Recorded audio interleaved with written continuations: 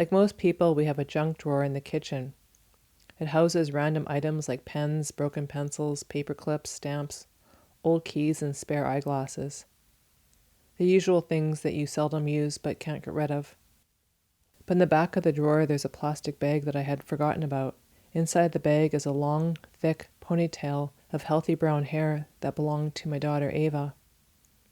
The hair is not a memento from her first haircut, and it's more than just a keepsake. I held on to the ponytail so that I would always have a physical link to Ava in case her cancer ever came back.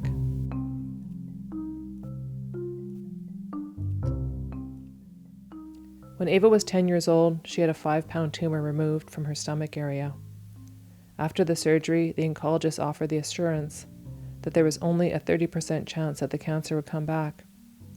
Every month, Ava would need to visit the pediatrician for a blood test that would tell us if the cancer was still in remission.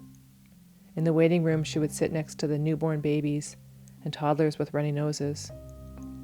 Months passed, summer, fall, winter, then spring, and then her cancer returned.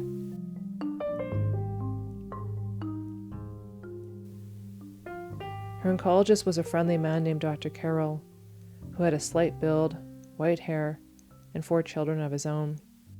He called us into his office to explain what would happen next. It was a recurrence, and Ava would need chemotherapy and likely another surgery. I remember Ava sitting across from me on the examination table. She had been smiling, but now she was crying. This was the first time Ava was hearing about her diagnosis. The doctor was surprised, and he seemed to be scolding us when he explained that kids get scared when they think something is being kept from them.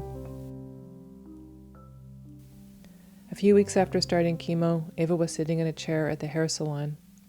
She looked stoic, staring at herself in the mirror as the stylist clipped away, big chunks of hair falling to the floor. Her hair had become thin and matted, and in only a few weeks it would all be gone. Ava began wearing a gray knit hat.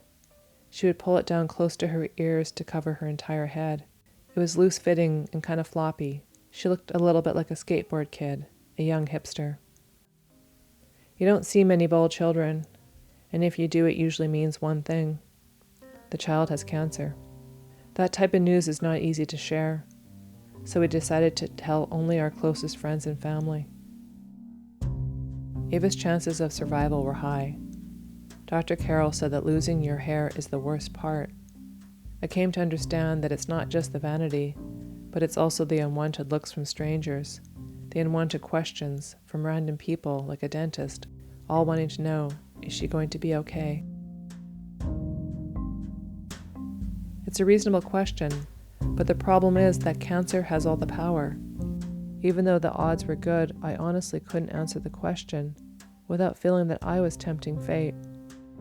It's hard to answer when your daughter just had poison pumped into her veins, or that she's recovering from her 3rd surgery, or that she needs a wheelchair to get from the car to the children's hospital for her 3rd day of chemo. It's hard to explain how she's doing, so it's better not to be asked at all.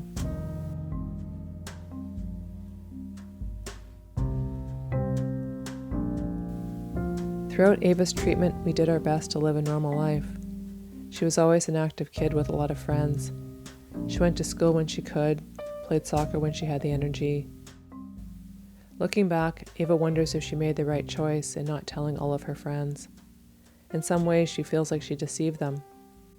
If you don't tell people, then they can't support you, a friend once told me. I too wonder if I made the right choice. But I don't regret not having to answer that question. Will she be okay? Only time will answer that for me. I've never shown Ava the ponytail and the bag in the junk drawer. But really, the hair is not for her. It's for me. And I'll keep it forever, just in case.